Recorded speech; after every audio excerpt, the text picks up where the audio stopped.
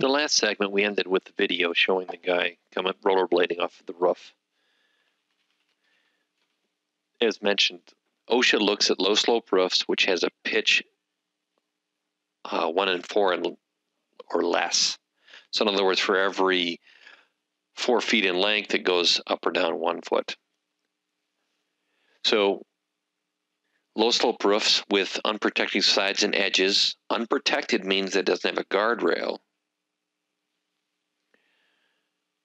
Has to be protected by one of the following: either a conventional fall protection system, a warning line and a guardrail, a warning line and a safety net, a warning line and a personal fall arrest system, or a warning line and a safety monitor. Now, a conventional fall protection program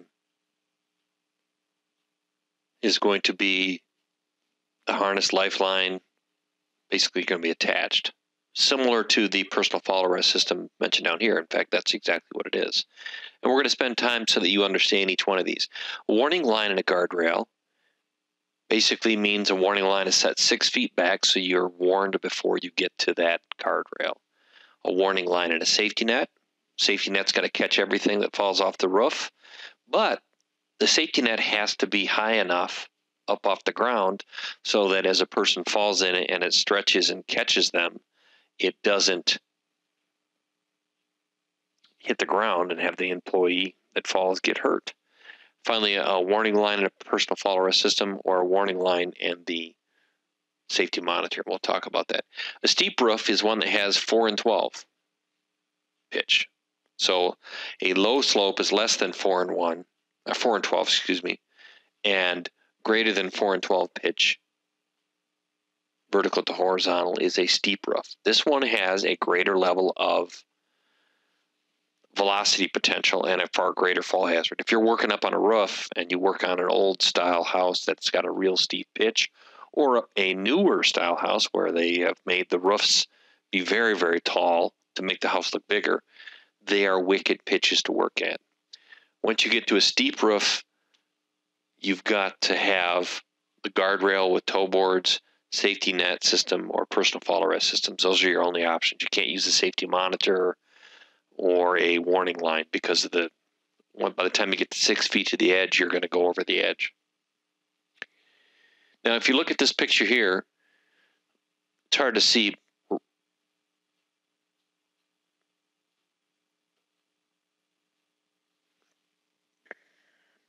In this picture, you've got a employee lift, a man lift here.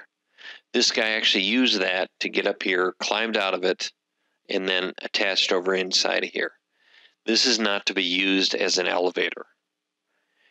The problem you run into is the employee is supposed to be tied off inside of here to make sure that he can't step out of it or she can't step out of it. On the flip side of that, the issue is if I'm going to use this as my quote-unquote elevator, as soon as I detach from that and climb up over that, I have an exposure to a fall. So let's say I'm attached in here and then I try to attach out here. So then I'm caught between the two pieces of equipment, or the fixed building and the piece of equipment. What about this ladder over here? Big exposure. Now, subpart X, which is ladders, deals with the exposure, saying you don't have to have fall protection in that. But when I'm near the edge, so if it's not just that I'm working on the ladder, but I'm actually working near the edge of something else, both standards will come into play. There's a guardrail that's supposed to be up here, but there is none here. Now the employee is tied off inside of here, but as I mentioned, he used this to get up there. What's a personal fall arrest system? What are the components? The first thing is, years gone by, you used to be able to use body belts. Body belts are a problem because they're just a belt. They don't hold your legs. They basically, when somebody would fall, they would either suffocate or break their back, depending on where they were tied off at.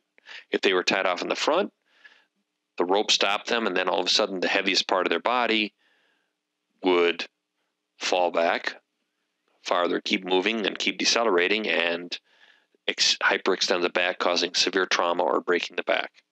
Some people fell through the belt because it wasn't untight enough. If you went and you had it in the back, then you would suffocate because you couldn't get around yourself to grab hold of that rope, and you couldn't expand your diaphragm, and a lot of people suffocated. There's also non-locking snap hooks, and we're going to show you about those. Connectors D-rings must meet strength criteria. The third point on here, you need to remember this, 5,000 pounds is the attachment point requirement for all components in a fall protection system. Horizontal lifeline shall be designed and installed under the supervision of a qualified person. And we'll talk about that as we get more into the standard. Now, this is a locking type snap ring. What happens is, in order to open this up, you've got to push this safety latch here. So you push that in, and then that allows that latch to open.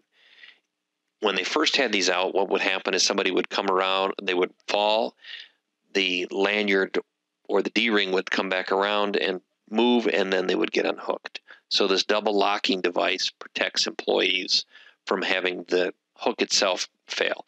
Remember, this hook is rated for 5,000 pounds. This hook is rated for 5,000 pounds. And this harness is rated for 5,000 pounds, or the lifeline, excuse me, lanyard. This is a deceleration device. What happens as the employee falls, this breaks open and slows down the force onto the employee. Here you can see the harness.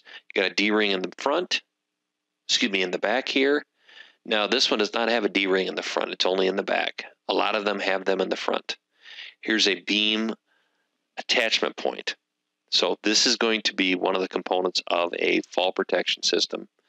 The attachment point, the next one is the lanyard, and the final one is the harness itself.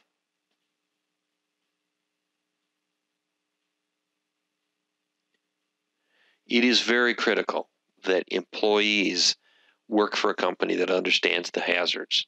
You don't want to go to some carnival ride and bungee jump on something that who knows when it was last maintained. All things fatigue.